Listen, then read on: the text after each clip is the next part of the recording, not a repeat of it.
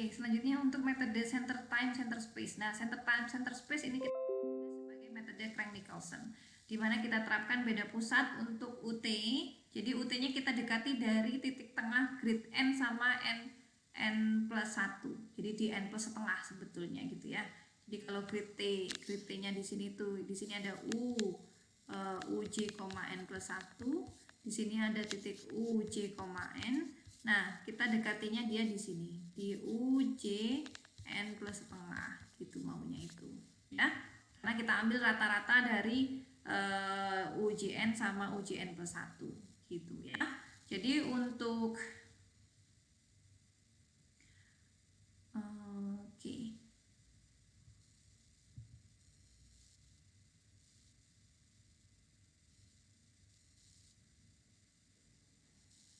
Ya, ini di N plus 1, kemudian yang di UXX-nya kita pakai tengahan ya, tengahan di N sama N plus 1.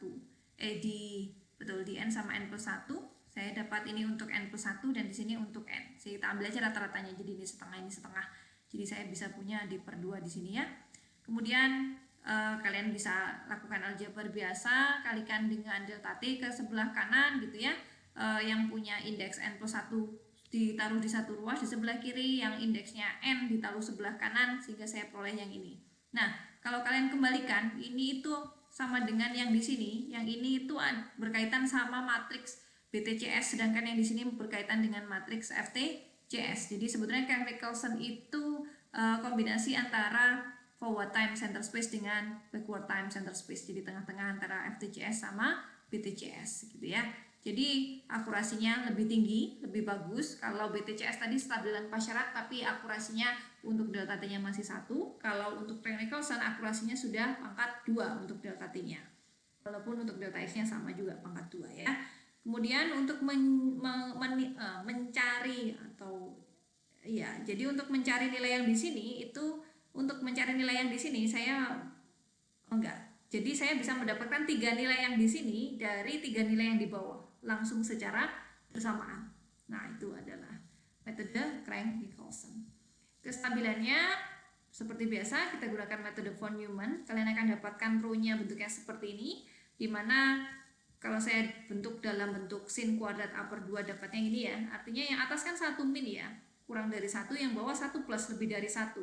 Pembaginya lebih besar daripada yang di atas pembilangnya, artinya rho-nya pasti kurang dari 1, sehingga CTCS ini juga stabil tanpa syarat. Wow, ini jadi akurasinya sudah lebih baik dari BTCS dan tetap stabil tanpa syarat ya. Oke, konsistensinya kita tinggal terapkan saja ya ke persamaan bedanya, sehingga kita dapat modified differential equation-nya, sehingga saya dapat ini ya, ini dia konsisten betul, dan ini adalah suku transgression term-nya. Nah, ini implementasi untuk syarat batas diri Clay. Seperti saya bilang sebelumnya, Crank-Nicolson atau CTCS itu gabungan dari BTCS dan FTCS. Jadi sebetulnya sistem persamaan, jadi dari persamaan beda, kalau kalian implementasikan untuk J2 sampai JNX gitu ya, itu kalian bisa dapatkan NX-1 persamaan, di mana sebelah kiri itu bisa kalian bentuk jadi matriks BTCS ya, matriks BTCS dikalikan UN plus 1, dan sebelah kanan itu matriks FTCS dikalikan dengan grid yang ke N. Nah, kalau saya bisa tuliskan, berarti untuk mencari N plus 1 saya cukup mengalihkan inverse dari matriks BTCS dikalikan matriks FTCS dikalikan dengan nilai awalnya. Oke, sudah jadi deh gitu.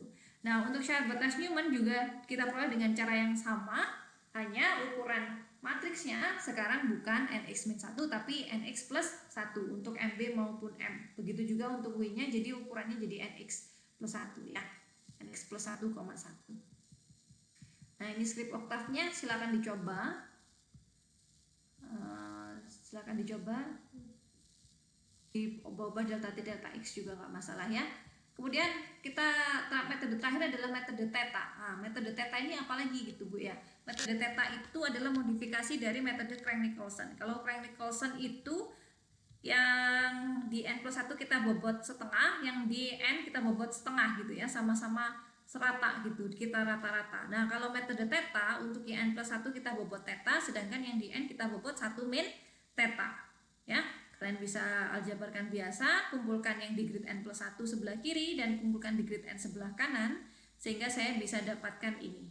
Nah apa bedanya dengan metode CTCS. Jadi sebetulnya CTCS atau Crank-Nicolson, kalau kalian lihat lagi persamaan bedanya, itu bedanya di sininya ada theta, ada pengali theta di depan S, 2 dikali theta S, theta dikali S. Di sini 1 min theta dikali S, 2 dikali 1 min theta S, 1 min theta dikali S. Bedanya hanya di sebelah situ untuk persamaan bedanya ya. Jadi untuk S yang di sini ditempelin theta, sedangkan S yang di sini di depannya ditempelin 1 min theta. Nah, kalau tetanya 0 dia jadi FTCS, kalau tetanya setengah dia jadi Crank-Nicolson, kalau tetanya 1 dia jadi BTCS. Ini jadi ACDC ya, si metode teta ini ya, bisa kita artikan sebagai metode yang cukup umum gitu. Nah, kestabilannya juga mirip-mirip. Jadi kalau stabil tanpa syarat hanya ketika tetanya antara setengah dan 1, yang artinya dia kembali ke BTCS ya. Ketika pas 1 dia akan ke metode BTCS ya. Oke. Nah, implementasinya kalian bisa lakukan sendiri sih sebetulnya ini. Jadi matriks sebelah kirinya matriks M-nya sekarang S-nya bukan lagi S tapi 1 min theta S. Kemudian yang untuk matriks BTCS-nya bukan lagi S tapi theta S. Jadi S-nya ditempelin sama theta S, yang di sini S-nya ditempelin dengan 1 min theta. Jadi kalau di script Octave-nya itu tidak banyak berubah ya dari CTCS, kalian bisa lihat di sini. Ya, di sini itu tidak banyak berubah. Ini ada S tapi untuk matriks FTCS, BTCS-nya sama. Ya, sampai sini sama, cuman saya mendefinisikan lagi theta di sini di mana S1-nya adalah 1 min theta, S2-nya adalah theta min S, dan untuk matriks FTCS pakai S1, untuk matriks BTCS pakai S2 gitu. Ini saya tutup dulu biar nggak running dua-duanya. Ini untuk metode theta